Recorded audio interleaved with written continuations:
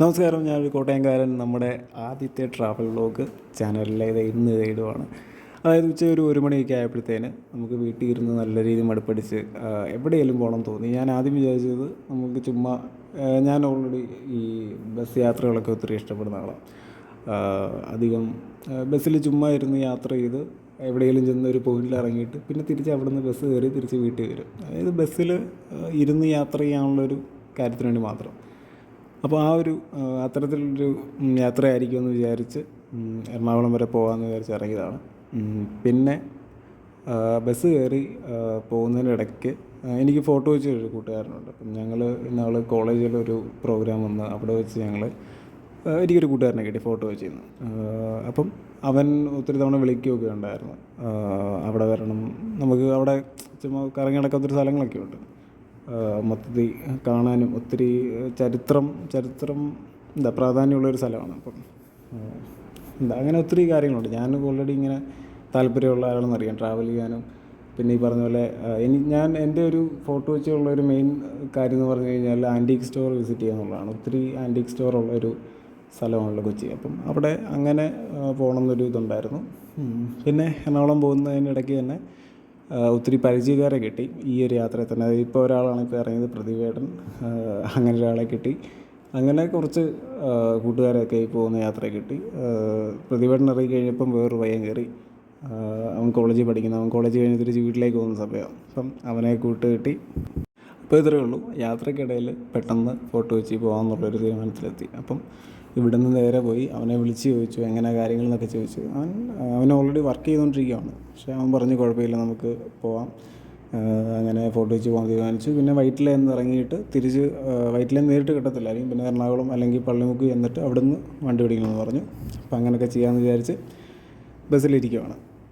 നമ്മൾ പോകുന്ന റൂട്ടെന്ന് പറഞ്ഞു കഴിഞ്ഞാൽ കോട്ടയം, ഏറ്റുമാനൂർ, തലയോലപ്പറമ്പ്, അങ്ങനെ ആ ഒരു റൂട്ടിലാണ് പോകുന്നത്. അപ്പം ആ റൂട്ടിൽ പോകുമ്പോഴുള്ള കുറച്ച് കാഴ്ചകളൊക്കെയാണ്. ഇപ്പോൾ പോകുന്ന വഴിക്ക് ഇങ്ങനെ വീഡിയോ എടുക്കുന്നുണ്ട്. ഇതാണ് ബസ്സിൽ നിന്ന് കിട്ടിയ കൂട്ടുകാരൻ അജയ്. അവൻ കോളേജ് കഴിഞ്ഞ് തിരിച്ച് വീട്ടിലേക്ക് പോകുന്ന സമയം. പിന്നെ നമ്മളിപ്പം ഒരു സ്റ്റാൻഡിലേക്ക് ചെന്ന് കയറി. തൃപ്പൂണിത്തുറ ബസ് സ്റ്റാൻഡാണിത്. തൃപ്പൂണിത്തുറ ബസ് സ്റ്റാൻഡെത്തി. അവിടെ കുറച്ച് നേരം നിർത്തിയില്ല, വിട്ടു.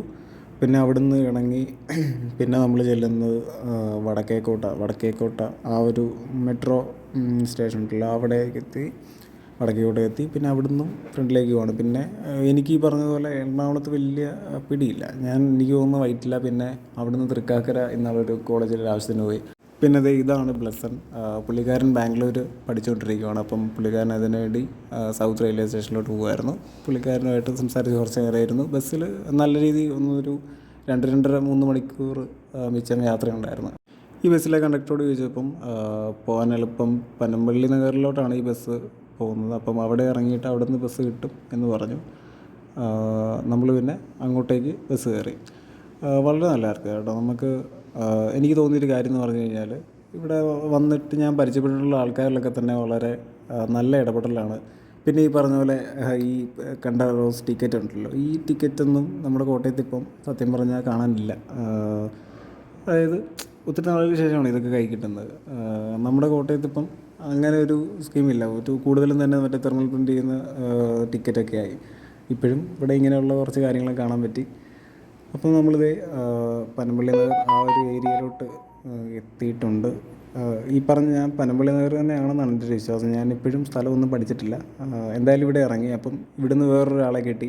പുള്ളിക്കാരനോട് ചോദിച്ചപ്പോൾ പുള്ളിക്കാരനും ഫോട്ടോ വെച്ചിരിക്കാമെന്ന് പറഞ്ഞു. പിന്നെ പുള്ളിയുടെ അടുത്തേക്ക് കയറി.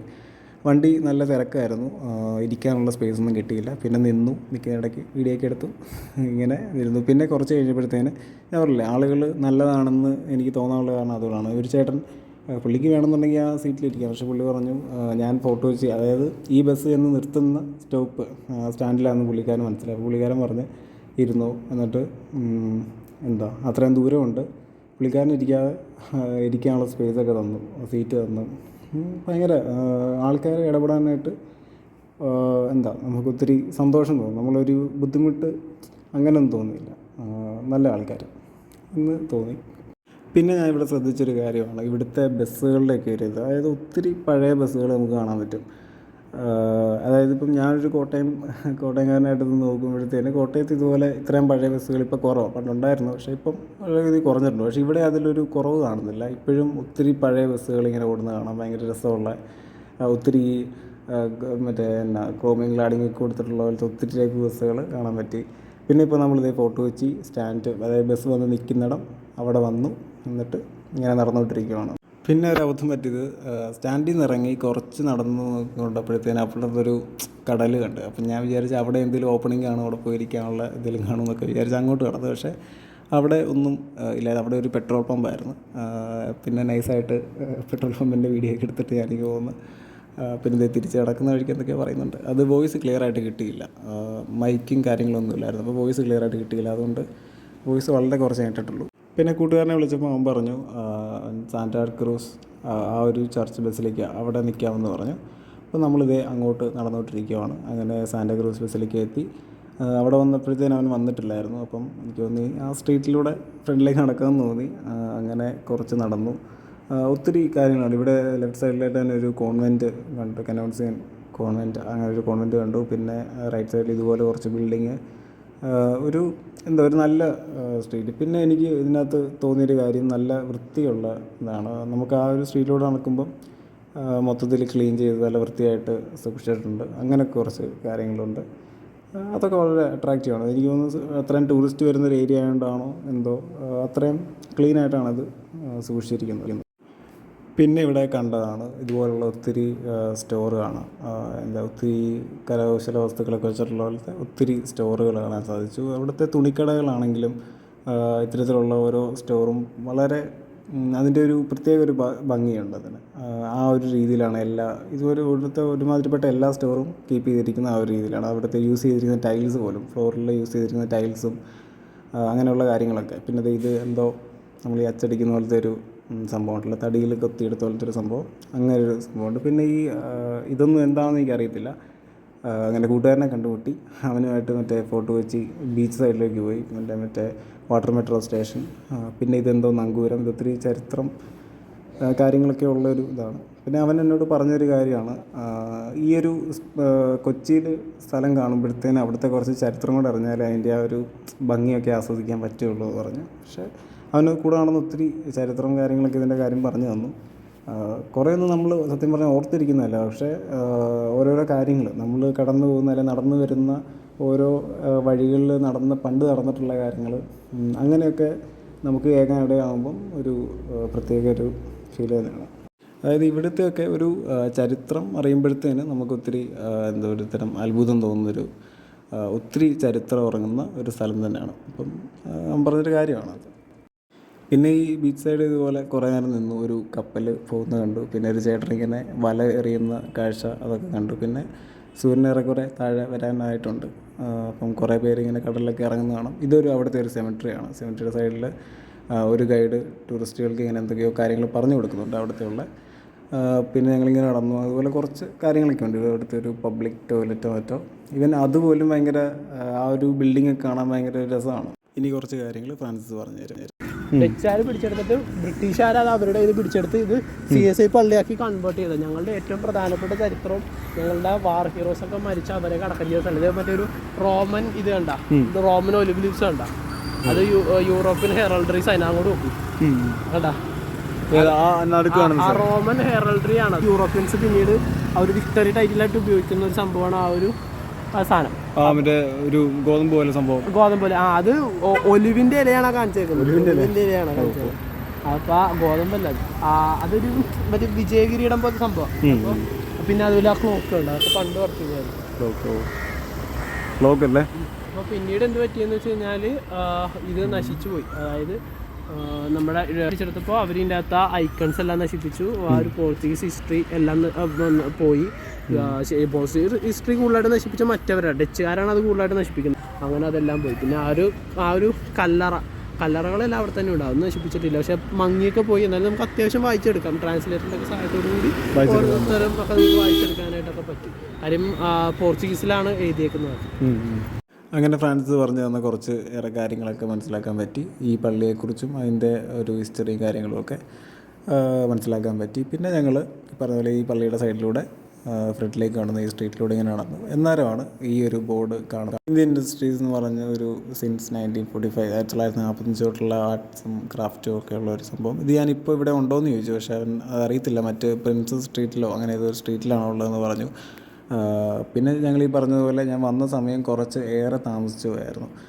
താമസിച്ചെന്ന് പറഞ്ഞാൽ അതല്ല, ഉച്ചയ്ക്ക് 1 മണിയായപ്പോഴത്തേന് പെട്ടെന്നൊരു തോന്നി പോകുന്നതാണ്.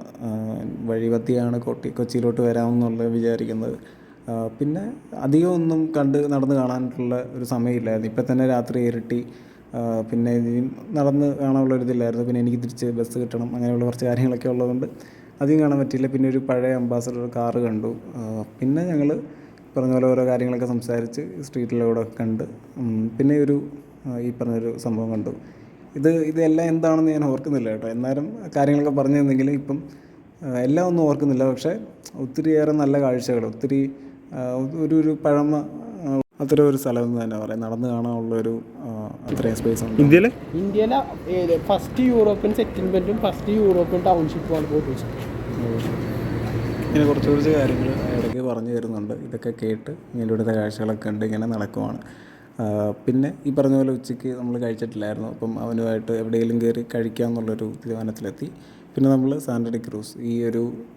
സാന്റാക്രൂസ് ആ ബസിലിക്കയുടെ സൈഡിൽ തന്നെ ഒരു റെസ്റ്റോറൻ്റ് ഉണ്ടായിരുന്നു. അവിടെ കയറി അവിടെയും ഈ പറഞ്ഞ പോലെ ഒത്തിരി പെയിൻറ്റിങ്സും കാര്യങ്ങളൊക്കെ ആയിട്ട് വളരെ നല്ലൊരു, അവിടെ സത്യം പറഞ്ഞാൽ ആളില്ല, പക്ഷേ ഭയങ്കര അതിൻ്റെ സെറ്റിങ്ങും കാര്യങ്ങളുമൊക്കെ കുറേ പഴയേറെ സാധനങ്ങളൊക്കെ എടുത്ത് വെച്ചിട്ടുണ്ട്. അവിടുത്തെ ലൈറ്റിംഗ് ആയിക്കോട്ടെ, ഈവൻ അവിടെ ഉള്ള സ്മെല്ല് വരെ, അവിടെ അവരെന്തോ തിരി കത്തിച്ച് വെച്ചിരിക്കുന്നതാണ്, അതിൻ്റെ സ്മെല്ല് വരെ ഭയങ്കര രസമാണ്. കുന്തിരിക്കും മണക്കുന്ന ഒരു ഇതും മൊത്തത്തിലുള്ള സെറ്റിങ്ങും കടയുടെ മൊത്തത്തിലുള്ള സെറ്റിങ് ഭയങ്കര രസമായിരുന്നു.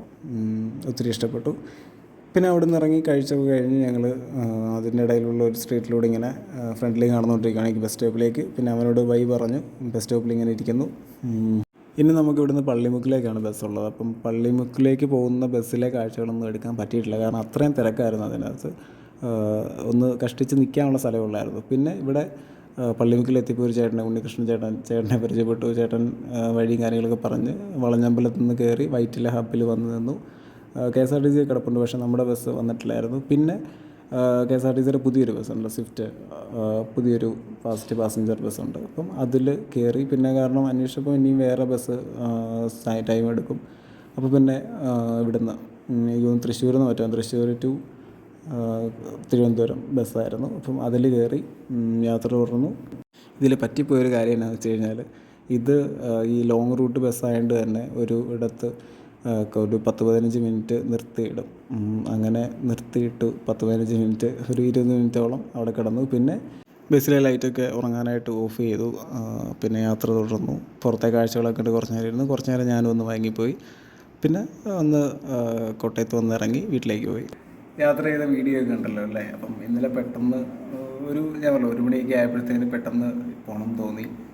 ഇറങ്ങി എനിക്ക് തോന്നുന്നൊരു 4-4:30 കുറച്ചേറെ സമയം, ഇപ്പം ഒരു 10 മണിക്കൂർ സ്പെൻഡ് ചെയ്തിട്ടുണ്ടെങ്കിൽ 6-7 മണിക്കൂറും യാത്രയായിരുന്നു അങ്ങോട്ടും ഇങ്ങോട്ടും ഒക്കെ ആയിട്ട്. പിന്നെ കുറച്ച് ഉണ്ടായിരുന്ന അത്രയും നല്ല ടൈം കൊച്ചിയിൽ സ്പെൻഡ് ചെയ്തു. ഒത്തിരി ഒന്നും കാണാൻ പറ്റിയില്ല. അവൻ എന്നോട് രാവിലെ വരണം എന്ന് വെച്ചാൽ പണ്ട് പറയുമ്പോഴൊക്കെ തന്നെ രാവിലെ വരണം എന്നുള്ള ഇതിലായിരുന്നു. പക്ഷേ പെട്ടെന്ന് ആയതുകൊണ്ട് 1 മണി ഉച്ചയായപ്പോഴത്തേനും ഇറങ്ങി. ഒന്നും പറ്റിയില്ല. ഞാൻ കൂടുതലായിട്ടും മനസ്സിൽ കണ്ടതെന്ന് പറഞ്ഞു കഴിഞ്ഞാൽ അവിടെ പോകുന്നതെന്ന് ആൻറ്റീക് സ്റ്റോഴ്സ് ഒക്കെ ഉണ്ടല്ലോ, അതൊക്കെ ഒന്ന് കാണാമെന്നുള്ള ഇതിലായിരുന്നു. പക്ഷേ ആ ഒരു സമയമായപ്പോഴത്തേനും അതൊക്കെ അടച്ചു പോയായിരുന്നു. പിന്നെ കാണാൻ പറ്റിയില്ല. പക്ഷേ വേറെ ദിവസം പോകണം. ഇനിയും ഒരു ദിവസം രാവിലെ ഇറങ്ങി അവിടെ പോകണം. അവിടെ ഒത്തിരി കാഴ്ചകളുണ്ട്, ഒത്തിരി സ്ട്രീറ്റ്. നമ്മൾ അവിടെ ചെന്നിട്ട് തന്നെ എനിക്ക് തോന്നുന്നു ഒരു 3-4 ചെറിയൊരു സ്ട്രീറ്റുകളിൽ മാത്രമേ പോയുള്ളൂ. ഒത്തിരി ജ്യൂസ് സ്ട്രീറ്റ് അടക്കം ഒത്തിരി സ്ഥലങ്ങളിൽ പോകാനുണ്ട് ഇന്ത്യയുടെ. നമ്മളടുത്ത് വേറൊരു ദിവസം അവിടെ പോകും. ഇപ്പം ഇത്രയേ ഉള്ളായിരുന്നു. പിന്നെ ഇന്നലെ വൈകിട്ട് ഈ പറഞ്ഞ പോലെ ഞാൻ ഇന്നലെയാണ് പോയത്. ഇന്ന് ആ വീഡിയോ ഒക്കെ എഡിറ്റ് ചെയ്യുന്ന കാര്യങ്ങളൊക്കെ വളരെ നല്ലൊരു യാത്ര. പിന്നെ വൈകിട്ട് ഒരു 11-11:30 ആയപ്പോൾ വീട്ടിൽ വന്ന് നമ്മൾ സ്റ്റോപ്പിൽ ഇറങ്ങി. കുറച്ച് നടക്കാനുണ്ട് വീട്ടിലേക്ക്. വീട്ടിലെത്തി കിടന്നുറങ്ങി. അങ്ങനത്തെ ഇന്നലത്തെ ദിവസം പക്കായിട്ട് നടന്നു. യെസ്. ഇനി അടുത്ത യാത്ര വരുന്നുണ്ട്. ഇപ്പം നാളെ പോവാണ്. നാളെ ഒരു യാത്രയുണ്ട്. അപ്പോൾ അതിൻ്റെ വീഡിയോയും കാര്യങ്ങളൊക്കെ പതിയെ വരുന്നതായിരിക്കും. സോ ഇഷ്ടപ്പെട്ടു എന്ന് വിചാരിക്കുന്നു. ഓക്കെ. നിങ്ങൾക്ക് പറയാം, നിങ്ങൾ കമൻസിൽ അറിയിക്കാം. ഇനി എവിടെയെങ്കിലും പോകാൻ നല്ല സജഷൻസ് എന്തെങ്കിലും ഉണ്ടെങ്കിൽ.